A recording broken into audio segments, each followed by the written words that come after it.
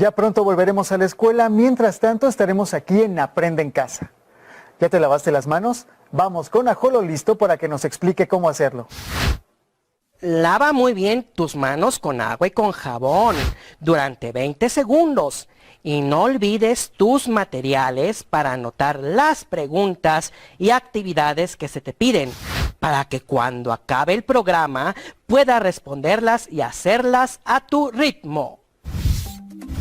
Aprenderás cómo se miden distancias reales representadas en un mapa.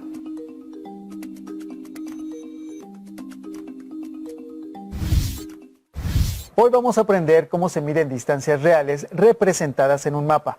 Para esto seleccionamos estos videos para ti. Al final te haremos algunas preguntas para que pienses un poco más sobre lo que aprendiste. Sin embargo, lo más importante es que disfrutes aprendiendo a la distancia y pongas mucha atención a la forma en la que se hacen y calculan las representaciones de dibujos, mapas y planos a escala. ¿Alguna vez se han puesto a pensar mirando un mapa cómo es que los hacían antes si no existían los satélites?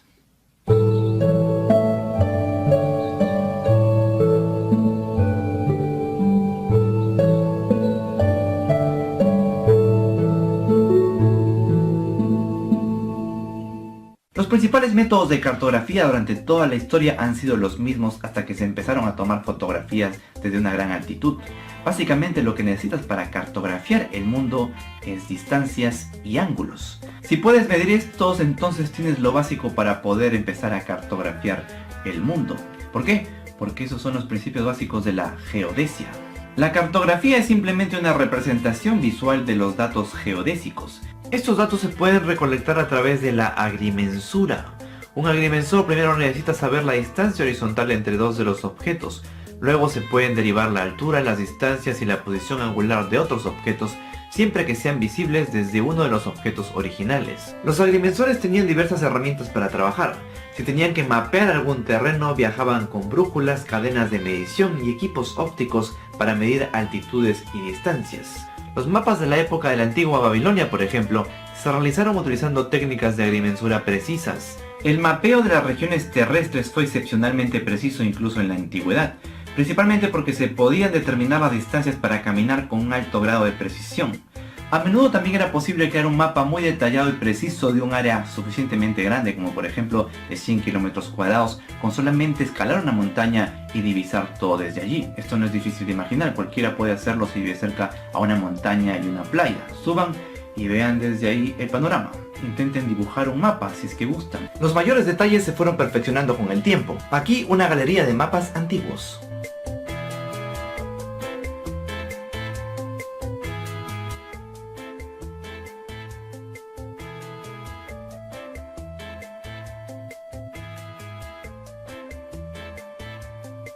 Aunque la mayoría de personas no necesitaban antes mapas para recorrer distancias que ya conocían que hacían a caballo o a pie, la cartografía era extremadamente útil para los viajes de marinos, ya que a menudo no había puntos de orientación para miles de kilómetros. Uno podría perderse fácilmente si no supiera cómo determinar su posición con suficiente precisión. Antiguamente la mayoría de los marineros utilizaban un método mucho menos preciso que se basaba en la medición de los ángulos de la luna y varias estrellas.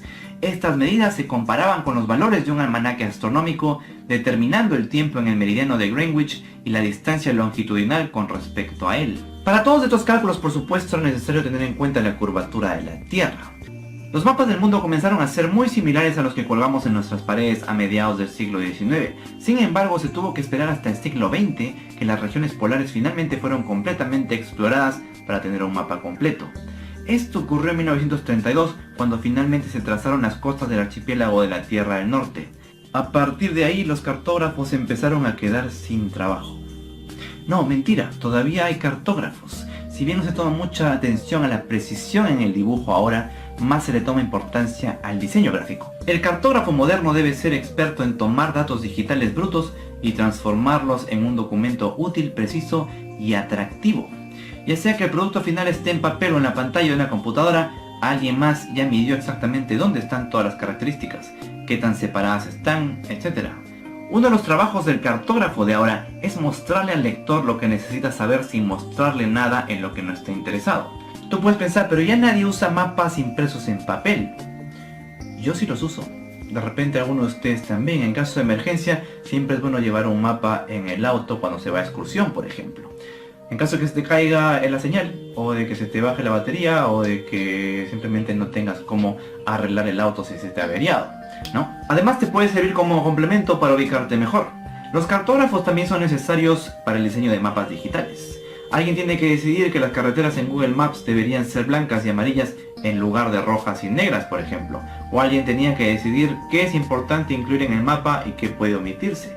La cantidad de mapas web solo está creciendo. Los cartógrafos de hoy hacen muchos mapas que pueden parecer un poco o mucho como Google Maps, pero tienen un propósito diferente, para un público diferente. Al igual que en muchas industrias, la tecnología ha reducido la cantidad de personas necesarias para fabricar un producto. Pero en el futuro previsible todavía necesitaremos al menos unos pocos cartógrafos de tiempo completo. Y para terminar les tengo una sorpresa. La cartografía no solamente se hace en la Tierra, también tenemos cartografía celeste, mapas estelares. La sonda espacial Gaia de la ESA, que está llena de instrumentación óptica avanzada, se lanzó hace unos años con un objetivo ambicioso: crear el mapa 3D más detallado y preciso de la Vía Láctea que jamás se ha construido. Recientemente, si están al tanto de las noticias científicas, enviaron gran cantidad de datos que incluyen cientos de imágenes, videos y documentos abiertos al público.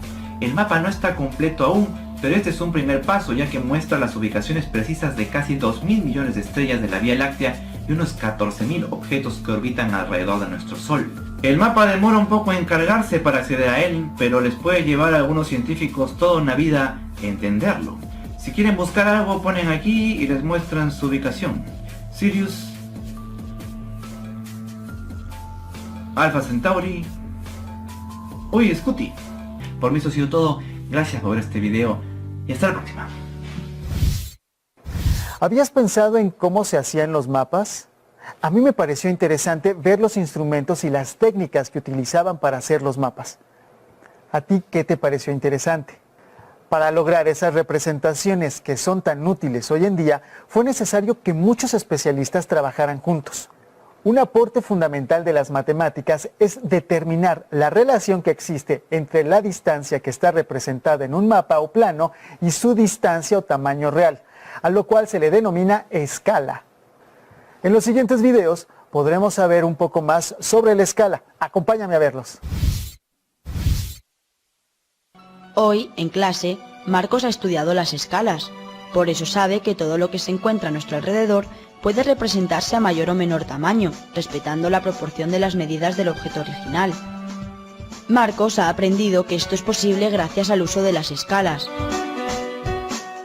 La escala es la relación matemática existente entre las dimensiones reales de algo y las dimensiones de su reproducción. A Marcos le encantan los mapas y planos, por lo que la aplicación cartográfica de las escalas le ha llamado mucho la atención. En los mapas y planos, la escala indica la relación entre las dimensiones del dibujo y las dimensiones reales del lugar representado. Según las necesidades del mapa o del plano, los lugares pueden representarse a tamaño real, reducido o ampliado. Si el lugar es representado a tamaño real, hablamos de una escala natural. Si se representa a tamaño reducido, se ha usado una escala de reducción. Y si la reproducción del lugar es ampliada, se ha utilizado una escala de ampliación para representarlo. En cartografía, lo más común es el uso de la escala de reducción. Marcos también ha aprendido que existen diferentes formas de representar las escalas que se usan en los planos y mapas. La escala numérica indica la relación entre el valor de la representación y el de la realidad. Para separar ambos valores se usan los dos puntos. Normalmente estos valores son expresados en centímetros. En este caso, una unidad representa 100 unidades. Por lo tanto, un centímetro del mapa representa 100 centímetros de la realidad, es decir, a 1 metro.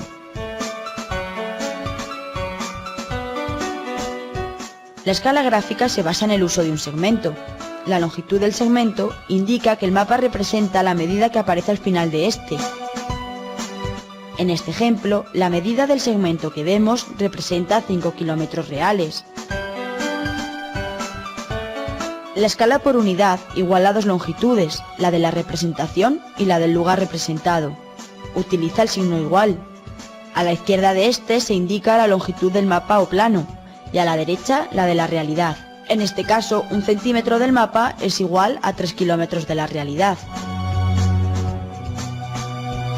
Con esta información, Marcos ya conoce más cosas sobre los mapas y planos que tanto le gustan.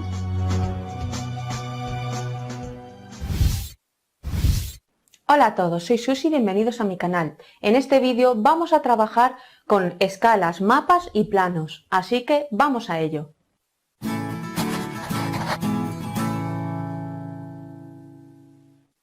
Vamos a ver qué son las escalas.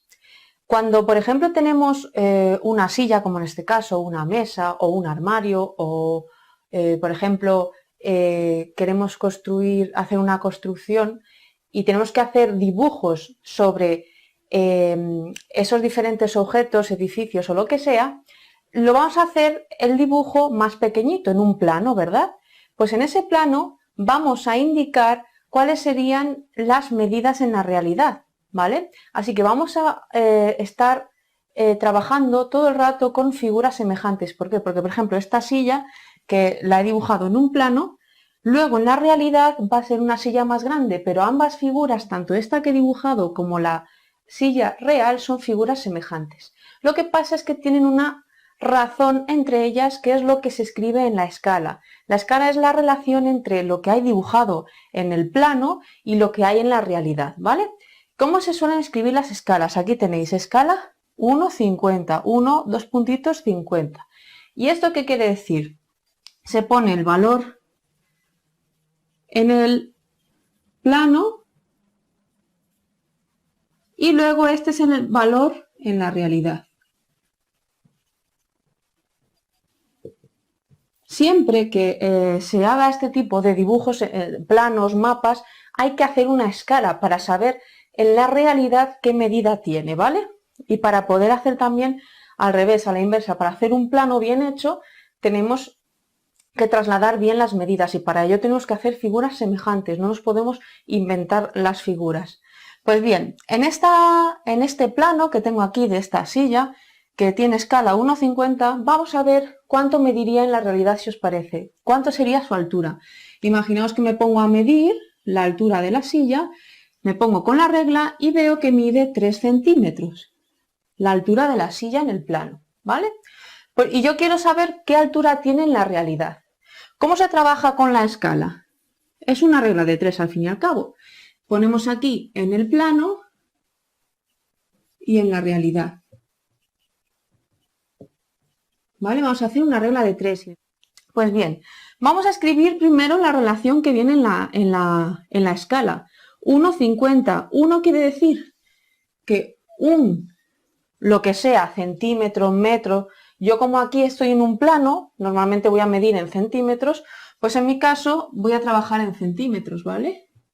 Pues 1 centímetro en el plano van a ser 50 en la realidad. Eso es lo que establece mi escala, ¿vale? Siempre se pone la escala y ahora vamos a ver el dato que tenemos y el dato que queremos hallar. ¿Qué dato tenemos? Que mide 3 centímetros en el plano. Pues pongo, si tengo 3 centímetros en el plano, ¿cuántos centímetros va a ser en la realidad? Y ese es mi problema, ¿vale? Pues bien, si yo realizo esta regla de 3, ya sabéis, se pone fracción igual, fracción y despejamos la x. X va a ser 3 por 50 entre 1, 3 por 50 será 150 centímetros en la realidad. Vamos, que esta silla en la realidad mide más o menos 1,50 m, ¿vale? Más o menos no, exactamente según esta escala mide 1,50 m, 150 centímetros, ¿vale? Como veis, es muy sencillo. Las escalas, su forma de representarlas es esta. Lo primero siempre es el valor en el plano y lo segundo es el valor en la realidad. Y establecemos nuestra regla de 3 y según lo que nos pidan, donde no tengamos el dato ponemos la X y trabajamos con reglas de 3. Son proporcionalidad directa al fin y al cabo porque a más centímetros aquí, más centímetros en la realidad. Como ya he dicho antes, en los mapas también aparecen las escalas. Imaginaos, aquí tengo una España, un mapa de España un poco cutrecillo, pero bueno, es España. ¿vale? Y vamos a trabajar con este mapa. Vemos que tiene una escala 1,4 millones, ¿vale? Normalmente en los mapas las escalas son más grandes, lógicamente. Pues bien, y tengo aquí Madrid y aquí Orense, y quiero saber qué distancia hay en la realidad. Yo me pongo a medir, mido y resulta que con mi regla veo que hay 10 centímetros. Pues bien, vamos a ver qué distancia habría de Madrid a Orense en línea recta en la realidad, para saber, porque quiero ir con mi coche y quiero saber más o menos cuánto tiempo me va a llevar, ¿vale? Pues bien, pues establecemos nuestra escala, ya sabéis, en el plano o en el mapa y en la realidad, ¿vale? Como vamos a trabajar con centímetros, porque estoy midiendo con mi regla y me conviene más trabajar con centímetros, ¿vale? Pues 1 centímetro en el plano van a ser 4 millones de centímetros en la realidad. Y ahora establezco mi problema. Si tengo 10 centímetros en el plano, ¿cuántos van a ser en la realidad? Que es lo que quiero hallar efectivamente. Pues bien, establezco aquí mi regla de 3. 1 partido de 10 igual a 4 millones partido de x. X va a ser, por lo tanto, 4 millones por 10, 40 millones. ¿De qué? De centímetros, porque estoy trabajando en centímetros. En la realidad. Que si lo paso a kilómetros, lógicamente en la realidad yo no hablo en 40 millones de centímetros. En la realidad me interesa cuando hago un viaje trabajar en kilómetros, pues esto lo puedo pasar a kilómetros y serían, tengo que dividir entre 10.400 kilómetros, ¿vale? O sea que sé que mi viaje en línea recta, claro, en las carreteras ya sabéis que luego hay curvas y se hace un poco más largo, pero en línea recta hay 400 kilómetros de distancia, ¿vale? O sea que gracias a las escalas yo puedo en un mapa luego saber qué me va a suponer en la realidad. Esto es genial y fantástico, porque podemos trasladar la realidad gigante a un mapa en pequeñito o a un plano.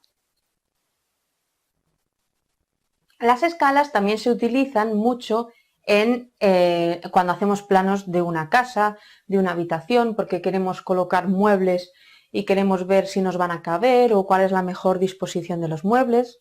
Lo utilizan mucho las tiendas de muebles para cuando os quieren hacer muebles a medida. Así que las escalas son muy útiles para este tipo de trabajos, ¿no? De cuando estamos trabajando con casas.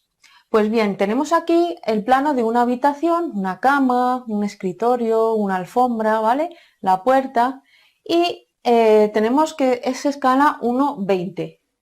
Y vamos a ver el caso contrario, que nos dan, sé cuánto mide en la realidad el largo de la habitación, mide en la realidad 5 metros, porque me he puesto a medirlo, imaginaos, ¿vale? Y quiero hacer un dibujo exacto en esta escala, ¿vale? Entonces, ¿cuánto tendría que medir en mi dibujo el largo? ¿Cuántos centímetros tendría que medir, ¿vale? Pues bien, si mide 5 metros de largo y la escala es 1,20, vamos a establecer nuestra regla de 3. En el plano y en la realidad. La escala es 1,20, pues quiere decir que 1 centímetro o metro en el plano va a ser 20 en la realidad, ¿vale? Vamos a decidir con qué unidades queremos trabajar, ¿vale? Si os parece, como el dato lo tenemos en metros, el dato que nos dan, que son 5 metros de largo, vamos a trabajar en metros, ¿vale? Así que 1 metro en el plano va a ser 20 metros en la realidad. Si tengo 5 metros de largo en la realidad, 5 en la realidad, por eso lo pongo aquí en esta columna. ¿Cuántos van a ser en el plano? Es lo que quiero saber. Establezco mi operación. Despejo la x y x va a ser 5 partido de 20, que es, si simplifico, puedo dividir arriba entre 5 y me da 1 y abajo entre 5, 20 entre 5 me da 4. Un cuarto si lo paso a decimal, 0,25 metros, como estamos trabajando en metros, en el plano. ¿vale? Porque mi X está en el plano. Entonces lo que me dé la X son 0,25 metros en el plano. Lógicamente, cuando dibujo en el plano no dibujo en metros. No dibujo ahí en plano, ¿vale? Dibujo en centímetros. ¿Cuántos centímetros van a ser? 25 centímetros, ¿vale? O sea, que cuando yo me ponga a dibujar mi plano en esta escala, tengo que hacer que el largo, porque me preguntan el largo, mida 25 centímetros. Y así seguiré esta escala exactamente, ¿vale? Ahora es momento de anotar las preguntas y actividades para que terminando el programa las pueda responder tranquilamente. Después de ver estos videos y para practicar un poco, hagamos el siguiente ejercicio. Imagina que vas a hacer un viaje en carretera para llegar de Mérida a Yucatán a Ciudad Victoria, Tamaulipas. Entre ambas ciudades hay 1.745 kilómetros y la escala en el mapa es de 1 a 100.000.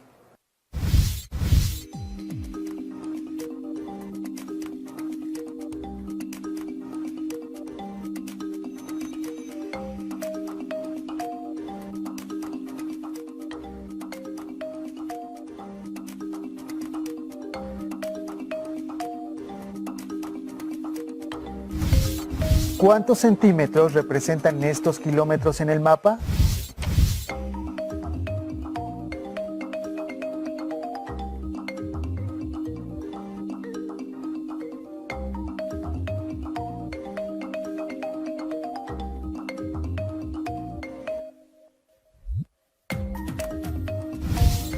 En tu Atlas de Geografía del Mundo puedes encontrar otros mapas con los que podrás seguir descubriendo la distancia real entre dos lugares. Selecciona un par de lugares más y haz un ejercicio para descubrir la distancia real entre ellos. Diviértete descubriendo el mundo. Por último, veamos un ejemplo del uso del mapa para recorrer un lugar. Pon mucha atención.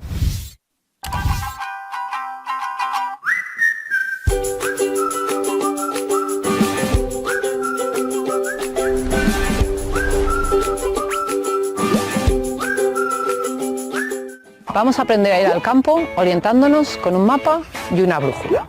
Lo primero, saber dónde estamos. Luego buscaremos el norte con la aguja de la brújula. Haremos coincidir el norte del mapa con el norte de la brújula y así ya tendremos el mapa orientado.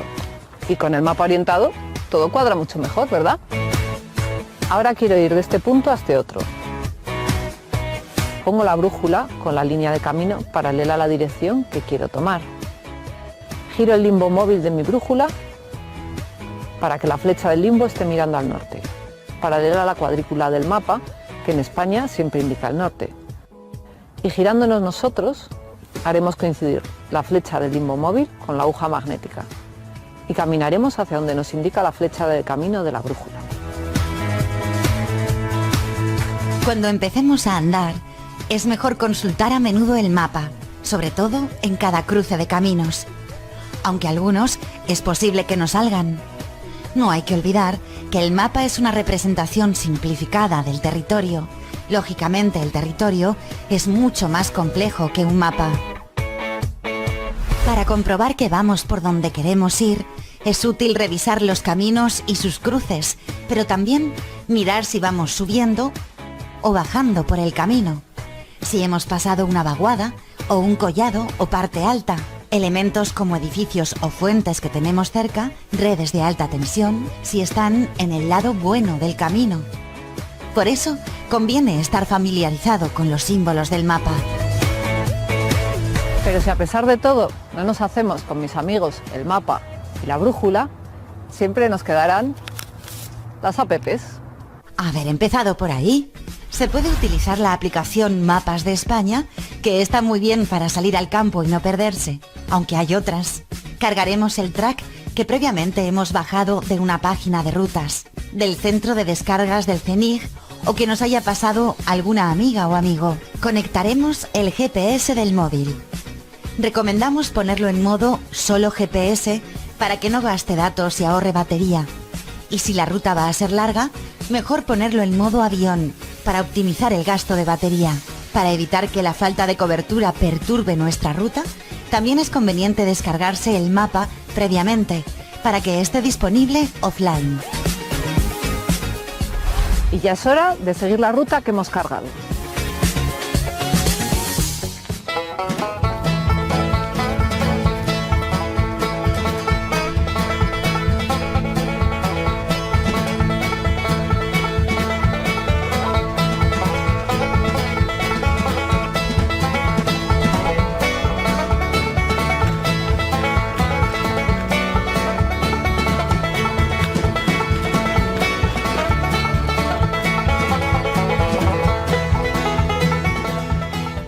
Y ahora a disfrutar de vuestro entorno natural.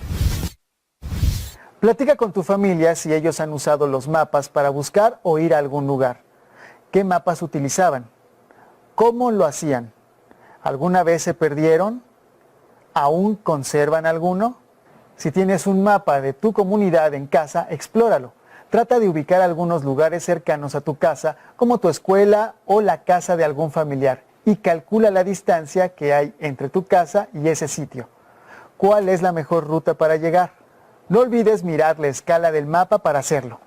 En el libro de texto de matemáticas de sexto grado se explica el tema.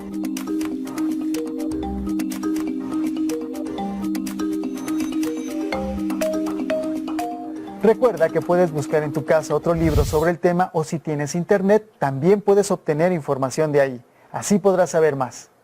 Si no cuentas con estos materiales, no te preocupes. En cualquier caso, platica con tu familia sobre lo que aprendiste. Seguro les parecerá interesante y podrán decirte algo más. Recuerda también guardar en tu carpeta de experiencias tus